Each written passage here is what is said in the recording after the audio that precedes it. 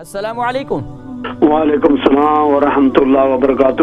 حضور قاری صاحب، آپ نے ارشاد فرمایا کہ آس پاس کی جو ہوا ہے یا کوئی ایسی چیز ہے وہ معدے کو وہ بھی خراب کرتی ہیں، تو کوئی ایسا بھی نسخہ ہے آپ کے پاس جو غیظ اور غضب کو ختم کر کے محمد رسول اللہ صلی اللہ علیہ وسلم کا نور پیدا کرے تاکہ مسلمان کمیونٹی میں وہ غیظ اور غضب کی صورتحال پیدا نہ ہو؟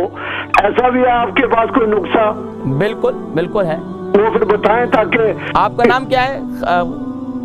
تاکہ کمیونٹی کو معلوم ہو سکے کہ قاری صاحب کے نظر میں وہ نسخہ بھی موجود ہے جو غیظ اور غضب کو ختم کر کے گھروں میں یا حکومتوں میں امن پیدا کرنے والا نسخہ ہو۔ سبحان اللہ۔ وہ مولا علی مشکل کشا کا سب کا ایسا بیان فرمائیں انشاءاللہ۔ آپ کون مسٹر خان صاحب بات کر رہے ہیں؟ جی جی، بہت شکریہ خان صاحب، میں کال کرتا ہوں بریڈ فورڈ، آپ کو جواب کرتا ہوں انشاءاللہ۔ ایک اور خان صاحب تھے، کہہ رہے تھے ہماری کمیونٹی کے اندر آج ہر شخص جو ہے غیظ و غضب کا شکار ہے اور اس کو غصے کا شکار ہے۔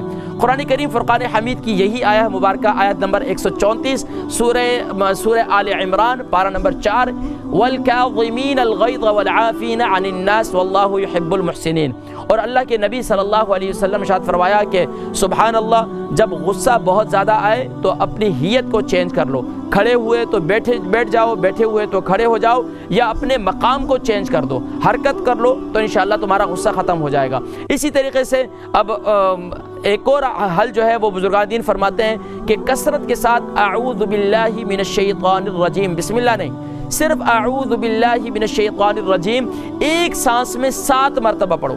اعوذ باللہ من الشیطان الرجیم، اعوذ باللہ من الشیطان، ایک سانس میں 7 مرتبہ پڑھو تو انشاءاللہ غصے کی کیفیت جو ہے وہ ختم ہو جائے گی، اور انشاءاللہ دل میں دوسروں کے لیے نرمی پیدا کرنے کے لیے آپ کوشش یہ کیا کریں کہ اللہ تبارک و تعالیٰ کی بارگاہ میں تیسرا کلمہ کثرت سے پڑھا کریں، سبحان اللہ والحمد للہ ولا الہ الا اللہ واللہ اکبر ولا حول ولا قوت الا باللہ العلی العظیم۔ اور یہ جو میں نے آیا مبارکہ آیا نمبر 134 بتائی، یہ ہر فرض نماز کے بعد 3 مرتبہ پڑھ لیا کریں۔ ہر فرض نماز کے بعد جس کو بہت زیادہ غصہ آتا ہے، بہت زیادہ ہائپر ہوتا ہے، یاد رکھیے ہائپر رہنے کا کسی کو نقصان نہیں ہوتا، آپ کا اپنا نقصان ہوتا ہے، آپ کا اپنا معدہ خراب ہو جاتا ہے، اپنا دماغ بھی خراب ہوتا ہے، اور یہاں تک کہ دوسروں کو بھی خراب کر دیتے ہیں۔